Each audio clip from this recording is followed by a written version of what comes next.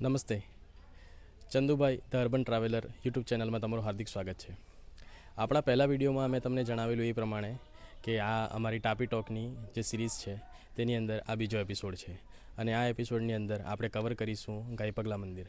આપણે પહેલા વિડીયોની અંદર જે ગાયપગલા મંદિરનો ઉલ્લેખ કરેલો હતો, આજે તેને ખૂબ વિસ્તારથી આપણે જાણીશું અને અહીંયાના ઇતિહાસ અને પૌરાણિક કથાઓ વિશે આપણે અહીંયાના મુખ્ય પૂજારી શ્રી ગિરીશ દાદા સાથે વાત કરીશું. તો ચાલો આપણે મંદિરની મુલાકાત લઈએ.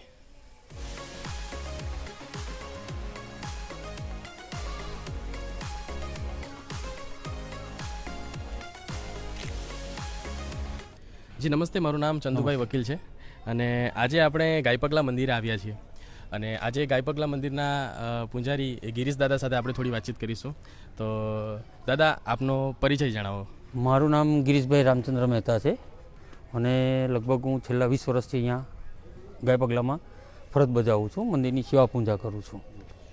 દાદા, મેં આ મંદિરના ઇતિહાસ વિશે થોડું જાણ્યું છે, તો અમારા જ્ઞાન ઉપર થોડું આપ સાહેબ પ્રકાશ પાડી દો સાહેબ. હા, તો પાડી દો સાહેબ. આમાં જો એક તો ગાયનું પગલું, જી એ વર્ષો પહેલાં અહીંયા કૃષ્ણ અને બલરામ જી અહીંયા આવેલા. હવે એ આખી હકીકત જે કહાની છે આની, એ હું તમને શોર્ટમાં કહું છું. આખું આમ તો તાપી પુરાણના 46 અધ્યાયમાં છે, પણ યમુના નદીના કિનારે કૃષ્ણ, બલરામ, ગોવાળિયા બધા ગાયો ચરાવતા હતા અને એ અરસામાં પૂર આવેલું હતું યમુના નદીમાં અને ગામની અંદર એક તળાવ હતું. તળાવની અંદર એક કાર્યો નાગ રહેતો હતો. આપણે બધા ભણી ચૂકેલા છે. જળ કમળ છાની જાની બાળા, એટલે ભગવાન એની હાથે યુદ્ધ કરેલું, કારણ કે વિષ છોડતો હતો એટલે પશુ પક્ષી બધા મરી જતા હતા. એટલે ભગવાને યુક્તિ કરી કે આને આપણે બહાર કેવી રીતને કાઢવું, આપણે મારવો નથી પણ એને બહાર બીજી કોઈ જગ્યા આપી દઈએ કે તળાવનું પાણી આપણું શુદ્ધ રહે, કે વિષ છોડવાથી એનું પશુ પક્ષી જે કોઈ પાણી પીતા હતા એ મરી નહીં જાય. એટલે ભગવાને યુક્તિ કરી કે આપણે હવે કંઈક કરીએ. એટલે ભગવાને કહે ચાલો આપણે ગિરિદરા રમીએ, જેનાથી દડો જાય એને લેવા જવાનું. એટલે ભગવાનને ખબર હતી પોતે કે મારી સિવાય કોઈ મારવાનું નથી અને બીજું કોઈ એ નથી. એટલે ભગવાને રમવાનું ચાલુ કર્યું. વારંવાર ફરતી બધાનો દાવ આવ્યો, પછી છેલ્લે કૃષ્ણ ભગવાનનો દાવ આવ્યો. એટલે કૃષ્ણ ભગવાને દડો ફટકાર્યો એટલે સીધો ગયો તળાવમાં ગયો એટલે કૃષ્ણ ભગવાન એની પાછળ કૂદી પડ્યા અને કાળિયા નાગ સાથે એની સાથે યુદ્ધ કર્યું. એવું યુદ્ધ થયું કે ભગવાન થાકી ગયા. આખરે કાળિયો નાગ હારી ગયો અને પછી ભગવાને નક્કી કર્યું કે હવે આને કહી દઉં. એટલે ભગવાને પછી એમને કીધું કે તમે આ જગ્યા છોડી અને બીજી જગ્યા પર જતા રહો, મારે તમને મારવા નથી, હું તો તમને ખાલી બહાર કાઢવા માટે જ આવેલો છું. એટલે ભગવાને એમને પછી કીધું. એટલે કાળિયા નાગે તળાવ છોડી દીધું અને કૃષ્ણ ભગવાન બહાર આવ્યા તો એ થાકી ગયા હતા. તેમની પાસે પંચજન્ય શંખ હતો. પંચજન્ય શંખ એ જ્યારે વગાડે એટલે ગાયો ઓટોમેટિક આવી જતી હતી. જેમ કે આપણી આ તાપી નદી છે એવી રીતને ત્યાં યમુના નદી હતી, એટલે સામે પર ગાયો ચરવા જાય ને આ બાજુ એ લોકો રહેતા હતા. એટલે દૂધ દોવાનો ટાઈમ થાય એટલે શંખનાદ કરે. એટલે એ તો બલરામજીને શંખ આપી ને કીધું કે મોટાભાઈ અમારો શંખ લો, જ્યારે દૂધ દોવાનો ટાઈમ થાય ત્યારે તમે શંખનાદ કરજો. એટલે કૃષ્ણ તો એ આપીને તો આરામમાં જતા રહ્યા. પછી જ્યારે દૂધ દોવાનો ટાઈમ થયો એટલે બલરામજીએ શંખનાદ કર્યો તો એક વખત અવાજ બરાબર નીકળ્યો અને બીજી વખત અવાજ બદલાઈ ગયો. એટલે ગાયોને એવું થયું કે અમને કોઈ ભ્રમિત કરે છે. એટલે એમની 10,000 ગાય તણાવવા બાજી એટલે આ બળદેવજીએ હળનો ઉપયોગ કર્યો. હળનો એટલે જે આપણે ખેતી કરીએ તે હળ હતું તે વખત એમની પાસે, એટલે હળનો ઉપયોગ કર્યો, પણ હળથી બી નહીં રોકાય. એટલે શંખ અને હળ એ બંને કાળા પડી ગયા, કારણ કે એમની 10,000 ગાય તણાઈ ગઈ એટલે મરી ગઈ. હવે એ એમને શંખ અને હળ બંનેને દોષ લાગ્યો, એટલે ગૌ હત્યાનું પાપ લાગ્યું. એટલે હાથે કૃષ્ણ અને બલરામને બી લાગ્યું, કારણ કે બંનેનું જ એ હતું સાધન. એટલે કૃષ્ણ અને બલરામને ગૌ હત્યાનું પાપ લાગ્યું. એટલે આ પાપનું નિવારણ કેવી રીતે કરવું? તો મુનિઓમાં શ્રેષ્ઠ મુનિ ગર્ગ મુનિ આવ્યા અને ગર્ગ મુનિને વાત કરી કે મુનિ મહારાજ આનો કંઈ ઉપાય બતાવો. એટલે ગર્ગ મુનિએ કીધું કે સૂર્યની પુત્રી તાપી નદી વહે છે, એના કિનારા પર જશો ત્યાં નારિયેલ આકારનું લિંગ દેખાશે. પેલા મંદિરમાં 2 લિંગ છે, એમાં એક નારિયેલ આકારનું છે અને એક કાળું છે. નારિયેલ આકારનું સ્વયંભૂ છે અને કાળું જે લિંગ છે એ કૃષ્ણ અને બલરામે સ્થાપિત કરેલું છે. પણ સ્થાપિત અત્યારે હાલની સમયમાં એ સ્થાપિત ના કહેવાય, એ સ્વયંભૂત કહેવાય, કારણ કે આજથી 6000 વર્ષ પહેલાંની વાત છે.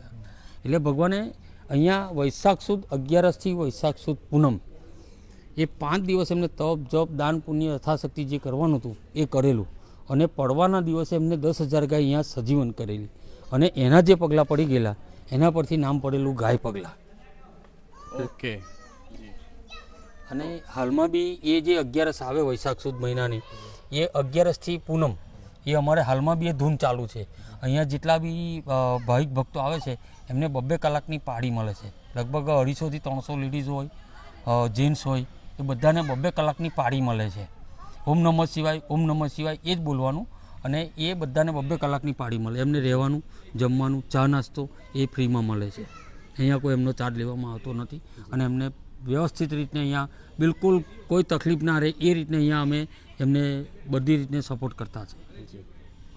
જેવું દાદાએ આપણને જણાવ્યું કે આ ઘણા વર્ષો પહેલાં સ્વયંભૂ જ કહેવાય એક રીતે તો ભગવાન શ્રી કૃષ્ણ અને દાદા બલરામ એના એમણે સ્થાપના કરેલી. તો દાદા એ જે મંદિર છે જેની અંદર પ્રભુ શ્રી કૃષ્ણ ભગવાને જે સ્થાપના કરેલી હતી તો તે મંદિર હાલમાં આપણે જોઈએ છે દાદા તો એ હાલમાં છે ને નવું બને છે. એનું બી કારણ છે, એને નામ આપેલું શંખેશ્વર મહાદેવ. અને એ લગભગ અહીંના જે ટ્રસ્ટીઓ હતા પહેલાં, જે ઉંમરલાયક બધા, જે અત્યારે તો હાલમાં કોઈ છે નહીં, 1-2 જણા બચેલા છે, એ લોકો પહેલેથી જ્યારે અમારા મગનીરામ મહારાજ રહેતા હતા અહીંયા પહેલાં એ અરસામાં ધીમે ધીમે મંદિરનું બાંધકામ ચાલુ કરેલું અને વર્ષોથી એક ઘણું મોટું મંદિર હતું એ બી, જે અત્યારે હાલમાં તૂટી ગયું છે. એ પડી તાપીમાં જતું રહેતું હતું. એટલે ટ્રસ્ટ લોકોએ નક્કી કર્યું કે આને આપણે કરવું શું. તો એ લોકોએ પહેલાં ફાઇલ મૂકી ગવર્મેન્ટમાં કે ભાઈ અમને આ રીતને છે અને અમને થોડીક મદદરૂપ થાય એ રીતને અમને એ કરો. એટલે ગવર્મેન્ટમાંથી એ લોકોએ એનું શું કે આપણે એમને એ કરાવ્યું. એટલે ગવર્મેન્ટે લગભગ 4.5-5 કરોડ રૂપિયા જેવું આ લોકોને ફાળવણી આપી છે. ધાર્મિક જે આ લોકો કરે છે ધાર્મિક સ્થળનું એ રીતને એ લોકોએ ધાર્મિક સ્થળમાંથી આ લોકોને રિનોવેશન માટે આપેલું છે. હવે અમારું મંદિરનું બાંધકામ હાલમાં ચાલુ જ છે. એ લગભગ 10.5 કરોડની આસપાસ જેવું થાય છે. એટલે આ લોકો ટ્રસ્ટે નક્કી કર્યું કે ભાઈ 4.5 આ લોકો આપે છે, 5 આપે અને બીજા જે કંઈ હોય તે આપણે દાન ભેટ જે કંઈ જો આપે એ રીતને આપણે આનું સ્ટ્રક્ચર આખું ઊભું કરવાનું છે. ને એ બહુ મજાનું સ્ટ્રક્ચર થવાનું છે. અત્યારે તમે જુઓ ખાલી નોર્મલી તો હવે તમને એમ લાગશે કે નહીં બરોબર બનતું છે. અત્યારે હાલમાં કામ ચાલુ જ છે. એટલે ભગવાન પોતે જે રહેલા છે એને સ્થાપિત એનાથી જ આ બધું થતું છે. બાકી જે કંઈ દાન આપવાવાળા છે તે તો આંખ મીચીને આપવા જ છે, બરોબર છે. ને જે નથી આપતા તે બી એમના મનમાં હો વિચાર તો આવવાનો જ છે કે ભાઈ આટલું કામ થતું છે તો આપણે થોડું ઘણું ફાકો ચપટી આપણે ફાળો આપી શકીએ, ફૂલ નહીં ફૂલની પાકડી, બરોબર છે. આ ઉપરાંત દાદા આજે મંદિરનો જે વિકાસ છે તો મંદિરના રખરખાવ અને મેન્ટેનન્સમાં તમારા સિવાય હજી ઘણા અમારા અહીંયા શું છે કે અમારા અહીં ટ્રસ્ટી મંડળ છે, દત્તાત્રેય દેવાલય, એની ધર્મશાળા અને દત્ત ભક્ત મંડળ, આ 2 નામ છે. એટલે એ લોકો અહીંયા સંચાલન કરે છે કે ભાઈ મેન્ટેનન્સમાં એ લોકો ટ્રસ્ટી લોકો જ છે બધા, કે ભાઈ આજે આ થયું છે, પેલું થયું છે, આ જે કંઈ કામ હોય એ રજૂઆત થાય એ બધા ભેગા મળીને હાલમાં હોય જ છે મોટાભાગે અહીંયા. હમણાં 1-2 ટ્રસ્ટી બેઠેલા હોય, રોજને રોજ અવારનવાર 5-6 ટ્રસ્ટી અમારા અહીંના હાજર જ હોય કે ભાઈ શું છે શું નહીં, અહીંયા શું પ્રોબ્લેમ છે, કઈ બી રીતને હોય. એટલે એ લોકો એમનું હેન્ડલિંગ કર્યા કરતા હોય છે અને કાયમ જ અમારા કોઈને કોઈ ટ્રસ્ટી તો અહીંયા હાજર જ હોય. એટલે બધું આ જે હેન્ડલિંગ છે ટ્રસ્ટી જ કરે છે. દાદા અહીંયા પ્રભુ મહાદેવના શિવલિંગ સિવાય બીજા કયા કયા મંદિર? અહીંયા જે શિવલિંગમાં છે, શિવલિંગ છે મહાદેવનું, ત્યાર પછી છે દત્તાત્રેય ભગવાન, પછી હિમાલેશ્વર મહાદેવ છે, રાધાકૃષ્ણ છે, જલારામ બાપા છે, સાંઈ બાબા છે, યોગાનંદ સરસ્વતી ગાંડા મહારાજ છે, હનુમાનજી મહારાજજી છે. અને આ લગભગ આ 2015 પહેલાંના છે યોગાનંદ સરસ્વતી ગાંડા મહારાજ તો.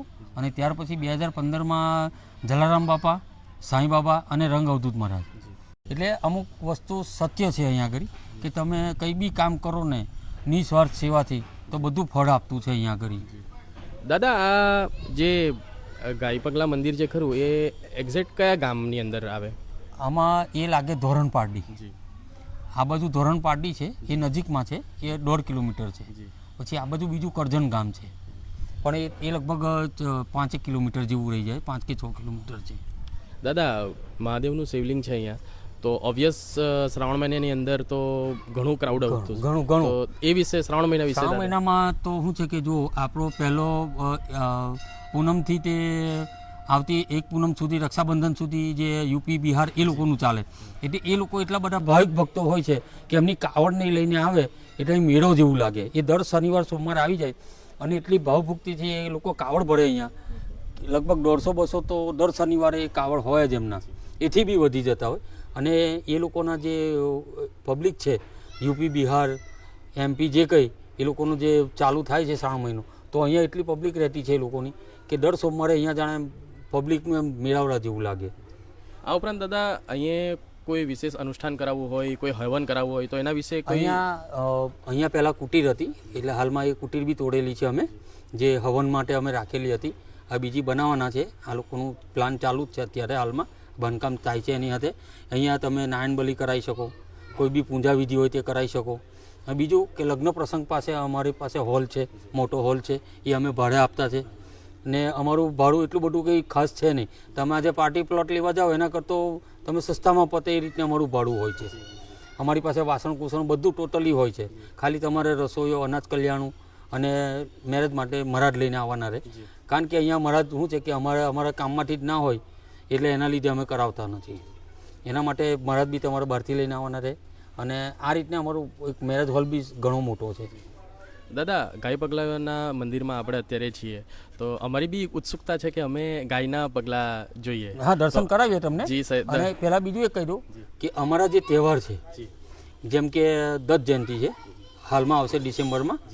ત્યાર પછી છે ગુરુ પૂનમ, પછી દર અમાસે અમારે દત્ત બાવની થાય છે અને પાદુકા પૂજન થાય છે. અને એ સિવાય હનુમાનજીનો મેળો, હનુમાન જયંતિનો, તે સિવાય શિવરાત્રિ, મકર સંક્રાંતિ. આ વખતે ક્રાઉડ બહુ રહે, બહુ પબ્લિક ઘણી રહે. શિવરાત્રિના દિવસે મકર સંક્રાંતિ છે, હનુમાન જયંતિના મેળામાં છે, અને દત્ત જયંતિ અને ગુરુ પૂનમ તો અમારા હોય જ છે, કારણ કે તો ભગવાનનું છે, દત્ત ભગવાનનું એટલે હોય છે. શિવરાત્રિના દિવસે બી અમારે 12 વાગ્યા સુધી જે પૂજા ચાલતી હોય એ અમે પૂજા કરતા હોય છે. 10 વાગ્યાથી 12 વાગ્યા સુધી અમારી જે અમારે સંસ્થા તરફથી અમે પૂજા કરતા હોય છે, યજમાન બેસાડીને એ પૂજા કરીએ. તે સિવાય બીજા બી કોઈ બહારના આવતા હોય તો એમની રીતે શ્રદ્ધાથી ભાવથી પૂજા કરે છે અને એમને ઘણું બધું પ્રાપ્ત થાય છે. આ જે તહેવારો ઉજવાય દાદા, તેમ જો દત્ત જયંતિ કીધું, હનુમાન જયંતિ કીધું, તો એના વિશે મતલબ થોડું વિશેષ જ્ઞાનમાં. આમાં દત્ત જયંતિ છે ને, અમારા વર્ષોથી અમારા ચાલતું જ્યાંનું મંદિર બન્યું ત્યાંનું દત્ત જયંતિની ઉજવણી થાય છે. એટલે પાદુકા પૂજન કરીએ અને જેટલા બી ભાવિક ભક્તો આવ્યા હોય એમને જમણવાર જે મહાપ્રસાદી હોય એ પ્રસાદી લઈને જ બધાને છૂટા કરવાના હોય. અને હનુમાન જયંતિના દિવસે મેળો હોય એટલે હનુમાનજીનો જન્મોત્સવ. જન્મોત્સવ એટલે હનુમાનજી એટલે એ આજના કળિયુગના દેવતા છે, એ જીવિત છે. એ જીવિત છે એટલે જન્મોત્સવ કહેવાય એનું. એમની જન્મજયંતિ ના કહેવાય, જન્મોત્સવ કહેવાય. એટલે ભગવાનનો જન્મોત્સવ લોકો મનાવવા આવે અહીંયા અને મેળો ભરાય એટલે લોકોને એક જાતનું એ બી થઈ જાય કે નહીં ભાઈ અમને દર્શન બી થયા અને અમે એન્જોય બી કર્યું. એટલે બંને રીતને ભગવાનનું નામ લે.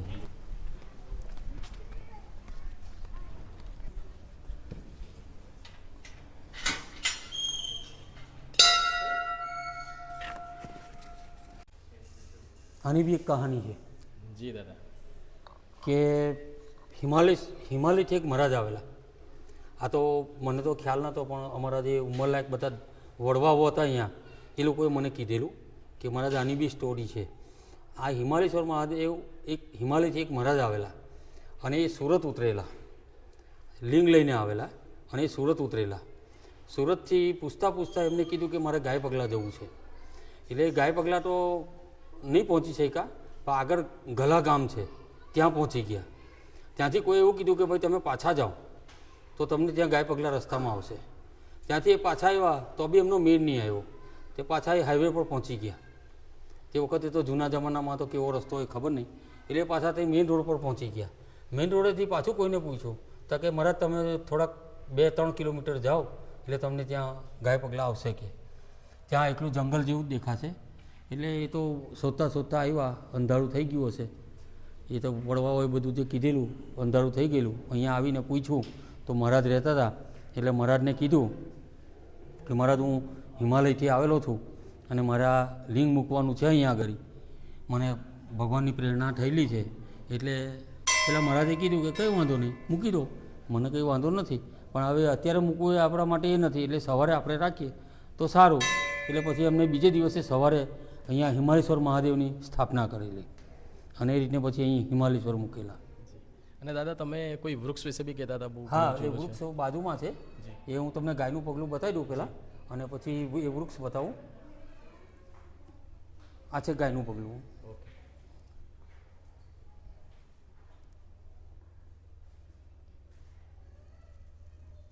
દાદા આ ગાયનું પગલું બી પ્રભુ શ્રી કૃષ્ણના સમય હા એ સમયથી જ છે. આ તો શું છે ઉંમરલાયક માણસથી નીચે જવાય ના જવાય એના માટે ઉપર લઈ આવેલા છે, કારણ કે પૂર આવે ને બધું આવે અને ગાય પગલાં નામ પડ્યું તો ગાયનું પગલું તો હોવું જરૂરી છે, નહીં તો પછી એ ગાય પગલાં વગરનું જ કહેવાય.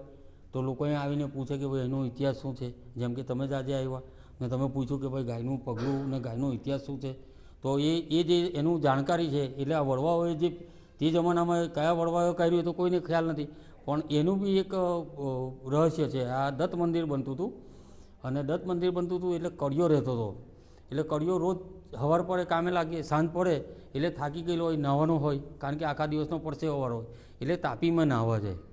તાપીમાં નાહવા જાય એટલે એને સપનું આવ્યું એક દિવસ રાત્રે કે તું મારી શિલા પર બેસીને નાહી છે, તું મને બહાર કાઢ. એટલે એને મગનીરામ મહારાજને વાત કરી કે મગનીરામ મહારાજ મને આવું રોજ સપનું આવે છે, આનો કંઈ નિકાલ કરો. એટલે મગનીરામ મહારાજે કીધું કે તું મને નીચે લઈ જા. એટલે મહારાજ નીચે ગયા અને જોયું તો મોટી શિલા હતી અને એની પર પગલું હતું. એટલે ભગવાને એને કીધું કે તું ટાઇલ્સ આકારનું કાપી નાખ અને એને ઉપર લઈ લે. એટલે મગનીરામ મહારાજ પછી એને ટાઇલ્સ આકારનું કાપી અને એ ઉપર લઈ આવ્યા અને પછી અહીંયા સ્થાપિત કર્યું શંખેશ્વર મહાદેવમાં. પણ હાલમાં હું એનું બાંધકામ ચાલે છે એટલે પગલું લાવીને એ રાધાકૃષ્ણ પાસે મૂકેલું છે. એટલે એ રીતના આ પગલું ઉપર લાવેલા. એ પગલું ઉપર લાવ્યા પછી શું છે કે પૂર ને એવું બધું ચાલ્યા કર્યું એટલે નીચે બધું કાદવ ને એવું બધું કિચડ બધું જામી જાય એટલે નીચે કોઈ પગલું દેખાતું નથી. એના માટે આ એક પગલું છે એટલે કોઈ ગંદુ માણસ આવ્યું હોય તો બી એ દર્શન કરી શકે અને બધાને એનો લાવો મળે કે ભાઈ ગાય પગલાં છે અહીંયા. આજે આટલા વર્ષોથી કામરેજ એરિયામાં રહીએ છીએ દાદા અમે, તો તમે પણ પહેલી વખત મેં પહેલી વખત જોયું છે. અમે બહુ નાના હતા ત્યારે અમને લગભગ પહેલી બીજીમાં હતા અમે ત્યારે દાદા અમને પર્યટનમાં લાવ્યા હશે સ્કૂલમાં. હજી ત્યારે બી મેં દાદા જોયેલું નહીં, પણ આજે હું ખરેખર ધન્ય થઈ ગયો કે મેં આજે જોયું દાદા. ના ના એ તો છે જી. અને વૃક્ષની વાત કરતા હતા દાદા છે આપણે. અહીંયા આજે એક વૃક્ષ છે. થોડું નજીક જઈને. હા આ વૃક્ષ છે નાગકેસર કૈલાસપતિ. જી. આ વૃક્ષ છે ને ઘણું ઓછું જોવા મળે. આપણે લગભગ તમે જો બધે કિનારે કિનારે ફર્યા હશે તો આવું વૃક્ષ કોઈ જગ્યાએ તમને જોવા નહીં મળેલું હોય. આ વૃક્ષ જે છે એના ડાળી પર જ એના ફળ લાગતા છે. તમે માર્ક કરો ટોટલી ડાળી પર જ છે. જી. ને એનું પેલું ફૂલ છે, ફૂલ ઘણું ઊંચું છે. જો નીચે હોત તો હું તમને બતાવતે. એ અંદર શિવલિંગ છે, ફૂલની અંદર શિવલિંગ આવે અને તમે આમ ખોલો એટલે ઉપર સહસ્ત્ર ફેણ હોય અને વચ્ચે લિંગ હોય. એ રીતને એનું ફૂલ નીકળે છે. જો ઝૂમ થતું હોય તો એનું ફૂલ તમે કરી શકો છો, ફોટો પાડી શકો છો. અને આ જે ફળ છે એ દવામાં ઉપયોગ થાય છે ને એની દવા બી હું જ આપું છું. આ નિસંતાન હોય એના માટે સંતાન પ્રાપ્તિ માટે બેસ્ટ ઉપાય છે. વગર પૈસાની દવા કે એનો કોઈ ચાર્જ નહીં. જ્યારે બી આવો ત્યારે મળી જાય, મારી પાસે કાઢેલા હોય તો મળી જાય. આ વસ્તુ બહુ જ ઉપયોગી છે અને ઘણાને થયેલું છે, ઘણા નહીં 100% થયેલું છે. એટલે કોઈ બી એવું હોય તો એ નિસ્વાર્થે સેવા આપતા છે અને બી કાઢેલા હોય તો એમને મળી બી જાય છે. જી, આપ સાથે વાત કરીને ખૂબ સારું લાગ્યું દાદા. આજે ઘણા વર્ષોથી જે ગાયનું પગલું અમે જોયેલું નહીં હતું તે આજે જોઈ લીધેલું છે અને ખૂબ ખૂબ આભાર કે તમે તમારો કિંમતી સમય અમને આપ્યો. ઓમ નમઃ શિવાય. ઓમ નમઃ શિવાય. જય મહાદેવ. આજે મંદિરનો જે સ્ટાફ છે ખૂબ જ પ્રેમાળ અને દયાળુ છે. આજે સૌપ્રથમ અમે જ્યારે મંદિરમાં પ્રવેશ કર્યો ત્યારે અમને જનક દાદા મળ્યા. જનક દાદાએ અમને ખૂબ સપોર્ટ કર્યો. જનક દાદાની સાથે છે અહીંયાના ટ્રસ્ટી નવીન દાદા. અને આ મંદિરમાં અમને સૌથી વધારે જો સપોર્ટ મળ્યો હોય તો ગિરીશ દાદાનો છે કે આખા મંદિર વિશે અમને એમણે જે વાત કરી છે અને જે વાત આ વિડીયો સમક્ષ તમારી સમક્ષ મૂકશું. ધન્યવાદ. આ મંદિર કેવલ એક ધાર્મિક સ્થળ નથી, બલ્કિ પ્રકૃતિ, ઇતિહાસ અને આધ્યાત્મિક ઉર્જાનો એક અદ્ભુત સંગમ છે. આ મંદિર ફક્ત પૂજાનું સ્થળ નથી, બલ્કિ મનને શાંતિ આપવાવાળું પણ માનવામાં આવે છે. ગાય પગલા મંદિર ધાર્મિક, પ્રાકૃતિક અને સામાજિક મિલનનું એક ઉત્તમ ઉદાહરણ છે.